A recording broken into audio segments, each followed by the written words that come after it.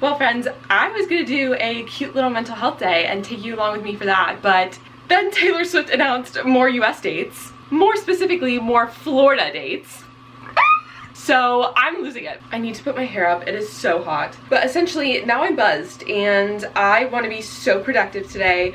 I am on mission get Taylor Swift tickets. She is coming in October of next year, but apparently the tickets are going on sale on the 9th. So let's talk about that. So I am currently waiting in the queue for those tickets. I don't think I'm gonna get Verified Fan because I did get it for her initial US tour dates. So regardless of whether or not you bought tickets, I don't think they're gonna give Verified Fan to the same people. It is what it is. But my sister, mom, and then whoever else I can persuade are going to sign up for pre-sale. I am so excited. I literally cried. It was just so unexpected. So we're gonna try to do a mid-year bookish reset. I want to catalog all of my books today. I also want to reorganize some of my books. So the cubby I have in my room with books on it, I want to become my priority TBR shelves. So we're going to try to tackle that together. Truthfully, I don't know how focused I'm gonna end up being, but it's worth a shot. I would also bring you with me to donate some books to my local library, but they aren't accepting any donations at the current moment, so that's a bummer. I also went to Barnes yesterday. Once again, I would have also brought you with me, but I wasn't in there for that long. I just went in there to buy a birthday gift for one of my siblings. But anyway, we're gonna get started on that. I'm gonna try to change into some cooler clothes. It is very warm. I would say I hate Florida, but being as Taylor is coming back to Florida, I low-key love it for me.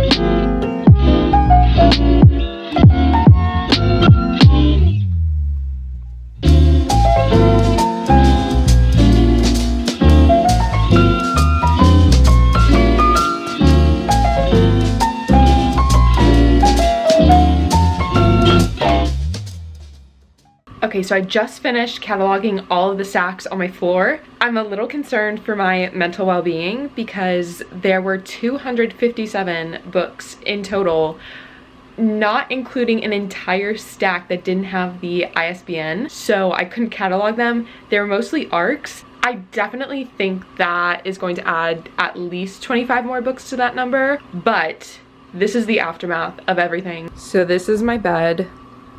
Then I've got these stacks. These are mostly books that I couldn't catalog.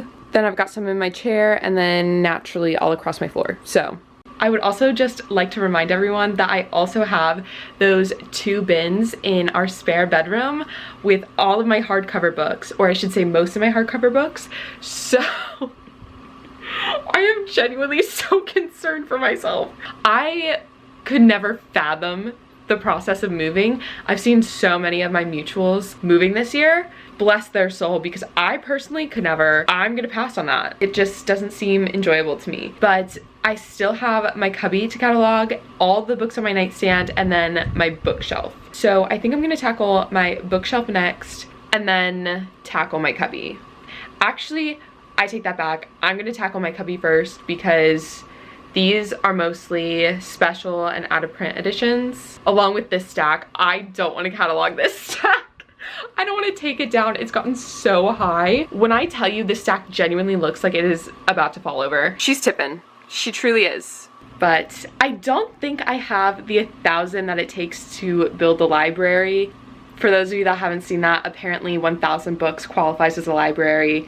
A lot of people were asking me to count my books, so that's part of the reason I'm doing this. Even after scanning all of my books, I think I'm gonna be at around 700 or 800 maybe. Actually, I don't even think so, maybe 500?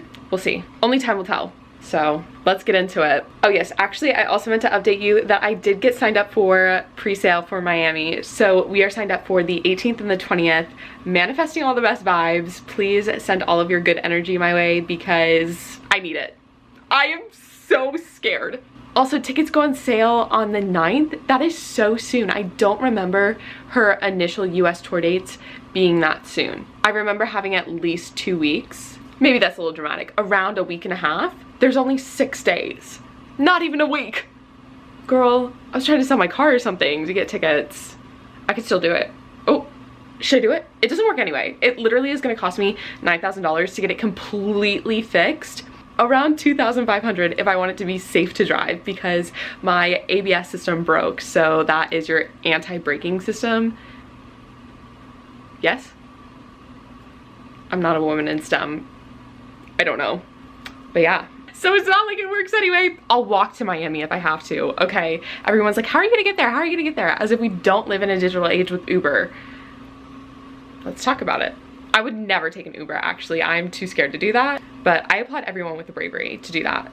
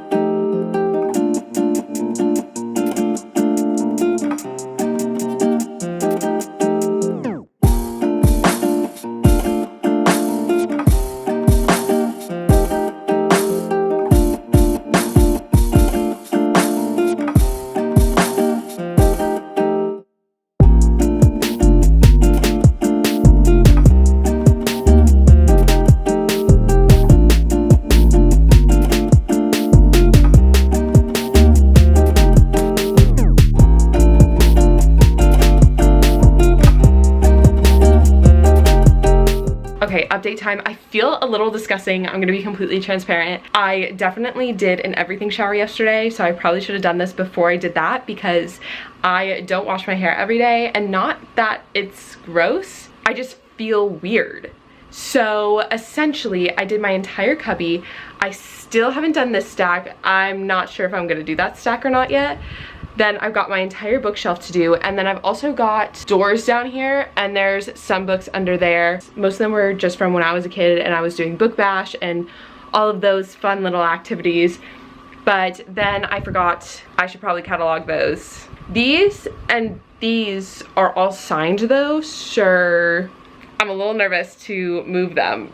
I want to vacuum my floor so bad right now, but I'm trying to wait until I'm done with the bookshelf so that way I can just do one vacuum. But I love vacuuming.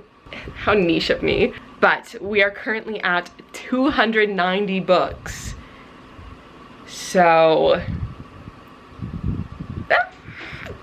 okay, so this is mostly signed and out of print editions. So I feel a lot better knowing those aren't on my floor anymore, because one of the books that were in my floor stacks was water damaged. Now, I did spill water on my floor about a year ago, and to my understanding, it only damaged my copy of Addicted to You. We've had that discussion already, but I'm wondering if I just didn't notice that one had also gotten water damaged. It was Hookshot by Kennedy Ryan. I'm not too worried about it. I am not sure what to do with it though, because I'm not gonna sell it. It's damaged. I don't know if it was mold That sounds disgusting, but I don't know what it was on it. It might have just been dust. So I feel bad about throwing it away.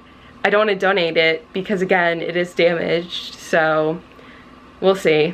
I'm gonna get started on my bookshelf. I've literally just been listening to Taylor Swift all day, as I should, but usually I am in the mood for a particular album. Today, I'm all over the place. I've been listening to my Eras Tour set list playlist. So I'm all across the board. We're also talking about putting bookshelves, not bookshelves, shelves above my bed, just because I love having my books in my room, but also I underestimated just how expensive bookshelves were. So to do an entire wall of them would easily be at least $500. I don't know about you, but I don't have that kind of money, so we're just gonna DIY it, I think. Essentially, they would go on this wall above my bed. I don't want to put it above where my head will be, but I think if I do this, it'll be a decent amount. I don't think I'll be able to put all my books there, but at least some of them.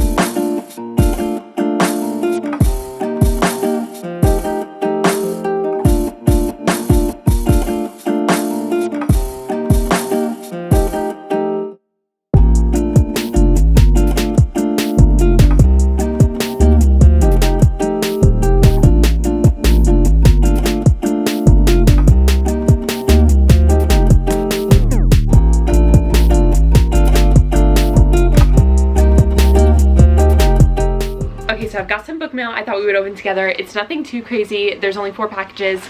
I say only because each of them only has 1 book in it, I believe, to my understanding. But we're gonna start with this one because it's so adorable. I vaguely remember seeing this book. I don't remember what it was called. I don't remember if I requested it either. Maybe I did. It is from Macmillan, though. Did I just break my nail? Not me doxing myself. Why do I do this literally every time? Okay. Gwen and Art are not in love. Look at how beautiful that cover is. Oh my god, I love it. Oh, this is an arc. Long after King Arthur's reign, his descendant Arthur, a future lord, is betrothed to Gwendolen, the quick-witted, short-tempered princess of England. Okay, slay. The only thing they can agree on is that they despise each other.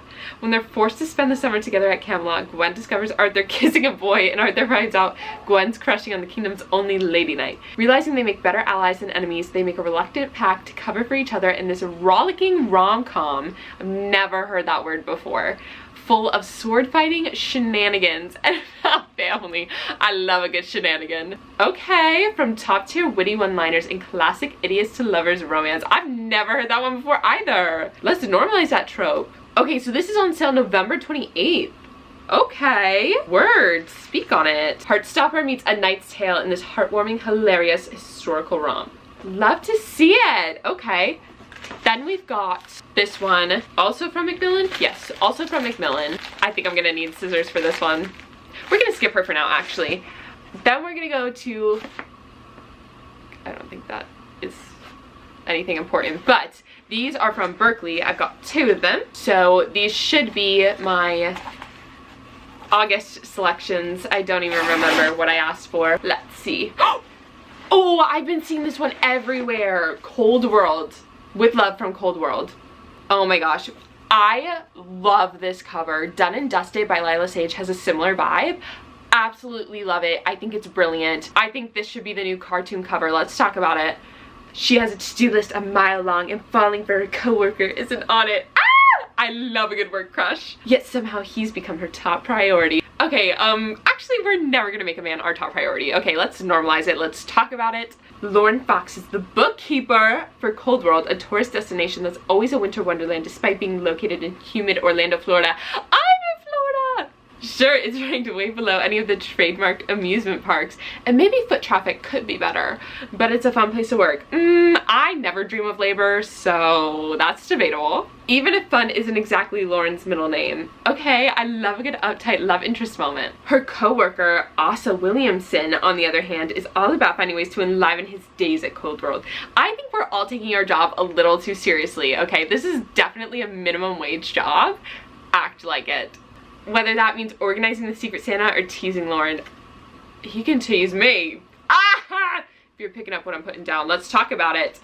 When the owner asked Lauren and Asa to propose something, anything really, I love that, it was in parentheses, to raise more revenue, their rivalry heats up as they compete to come up with the best idea. I definitely think this is going to be a he falls first romance.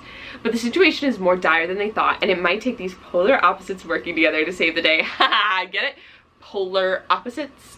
I don't know if that was intentional, but I'm almost positive it was. If Asa thought Lauren didn't know how to enjoy herself, he's surprised by how much he enjoys spending time with her. And if Lauren thought Asa wasn't serious about anything, she's surprised by how seriously he seems to take her.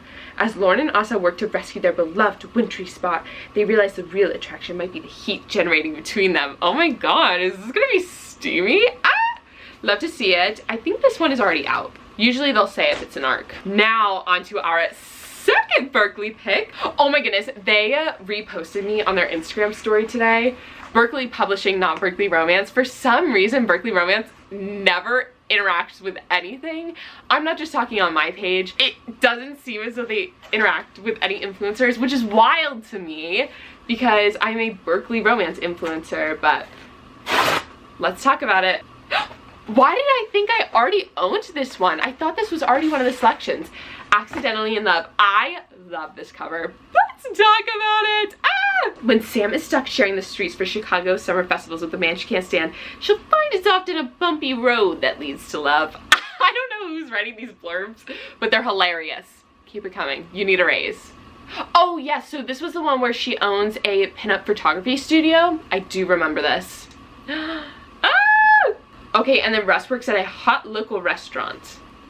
And he's been welcomed into his newly engaged brother's circle of friends by all except a close friend and coworker of Rude's fiance, an intriguingly stormy woman named Sam. I love when she hates the man. I think this is gonna be another he falls first.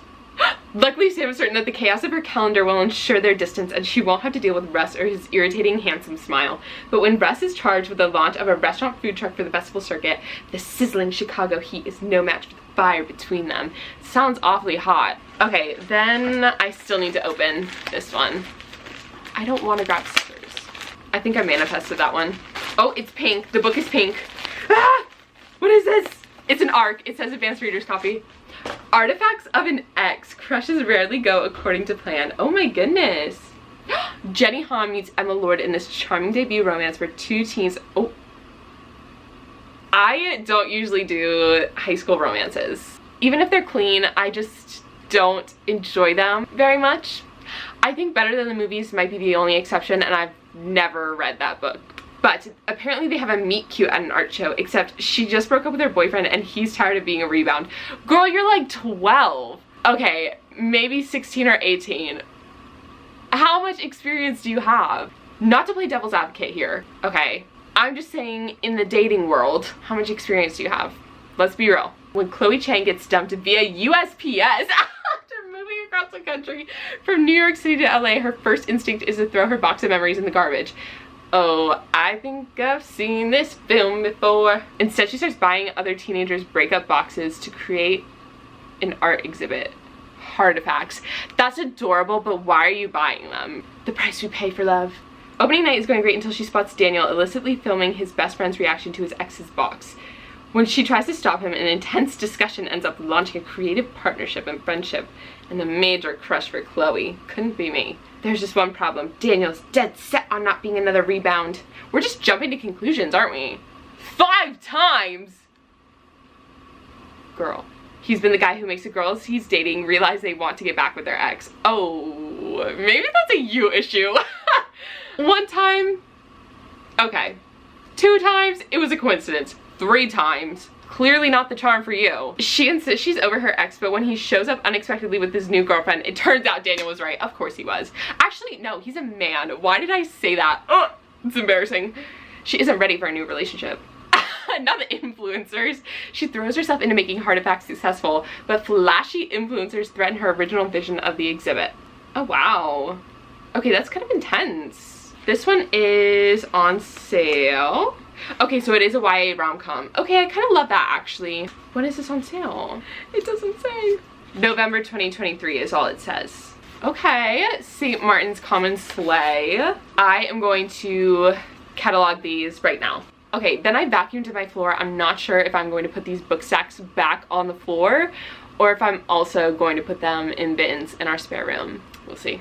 Okay, so I just took a break to eat dinner, but now I've got to deal with this mess. I love that I was like, I might put them in bins. You and I both knew good and well that I was going to put them back on my floor, so that's exactly what we're going to do. So let's do it. You know when you start cleaning your room and you decide you don't want to do it anymore? That's currently me. I just want to read because I just bought, girl, who are you lying to? My mom just bought me Mixed Signals at Barnes the other day, and it's the next book in the Lovelight series. I never read Lovelight Farms, even though Berkeley sent it to me because I'm waiting until December to read that one, but I did read the next book, In the Weeds. Absolutely loved it. I thought it was so cozy and comforting. I wouldn't necessarily say I recommend it, but it was a fun, chill read. I did read it in one sitting, I think, so I'm very excited for the next book. They're also not very long. That's a bonus. I've just been into under 300 or just above 300 page reads. I'm still trying to get out of a slump. Is it working? I don't even know. But we're gonna do this while there's still some daylight outside.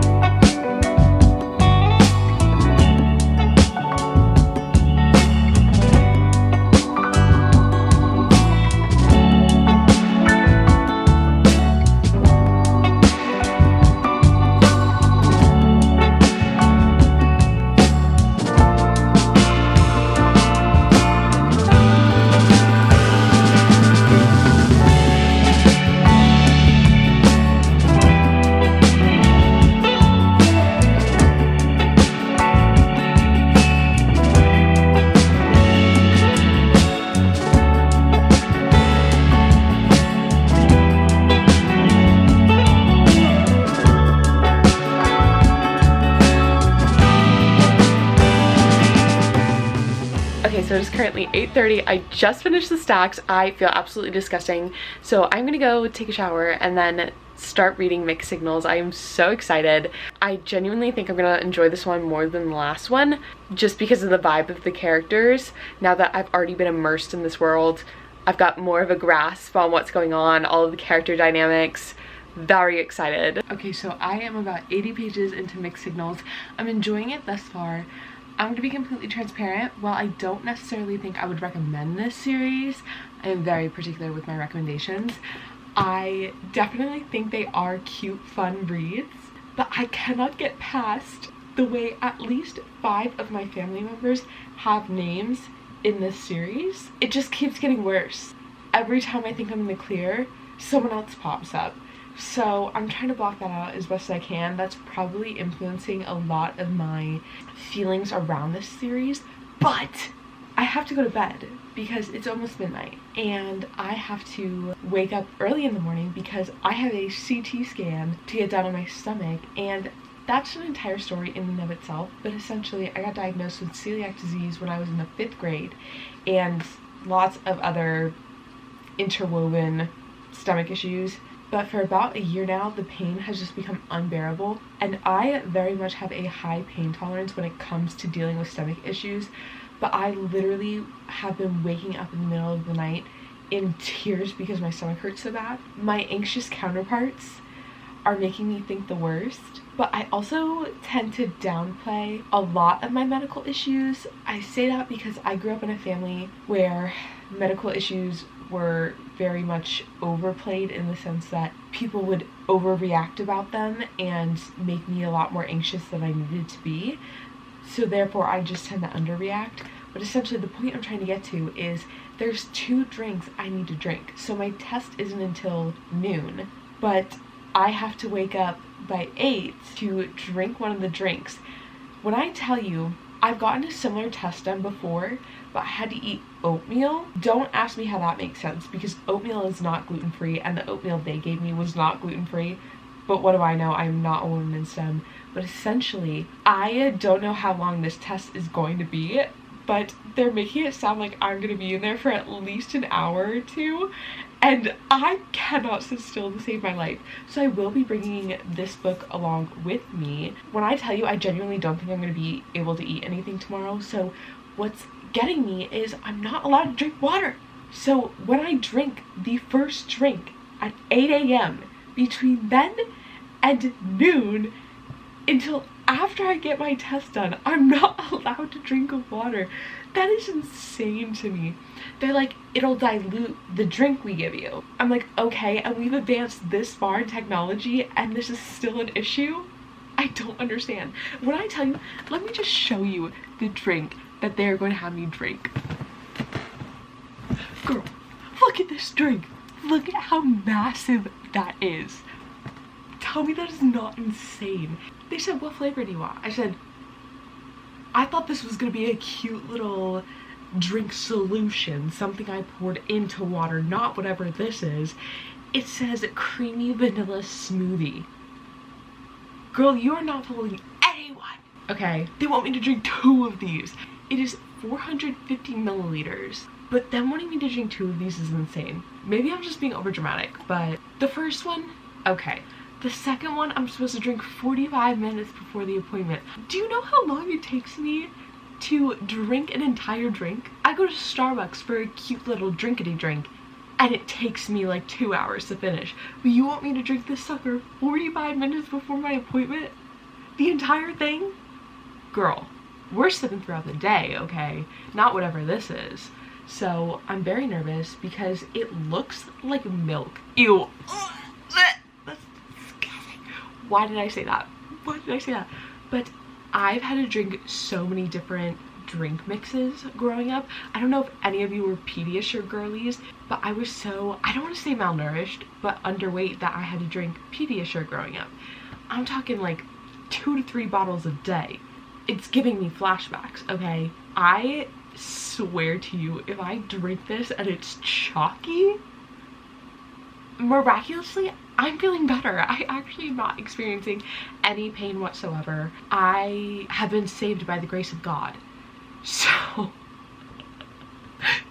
pray for me. I literally want to cry because I'm being so dramatic. It is not that serious. No, what was even worse is when I went to the medical center to pick it up, she called someone to double check that I was supposed to drink it, and when the nurse comes out to give it to me, she says she just likes to double check because she doesn't want to make people drink it if they don't have to. Okay, that was not as reassuring as you thought it was gonna be, so let's backtrack. Okay, I will survive. But I also just hate doctor's offices. They ask way too many questions. We're getting too up close and personal. When I tell you I still have my mom go in with me to doctor's appointments, I'm an adult. You are a grown woman. You are a taxpayer with my lampshades moving, and I know it's just my fan that is making it do that, but it doesn't make it any less scary. Anyway, I forgot what I was saying. These ingredients do not look like I should be digesting this. But I'm gonna go obsess over this until I fall asleep.